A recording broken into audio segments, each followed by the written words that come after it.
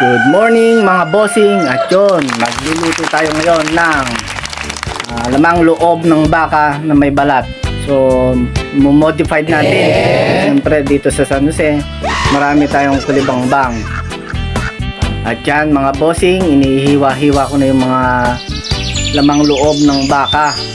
Masarap to dahil ngayon, lalo na 1 week na tayong tagulan. Ayan, sili din tayo dyan. Ayan, at yan, ayan, taba-taba yan. Hiniwalay ko para, kasi kapag sinali mo agad yung taba, magsisebo yan. Ayan, bawang, kiwar-kiwar, mekus-mekus.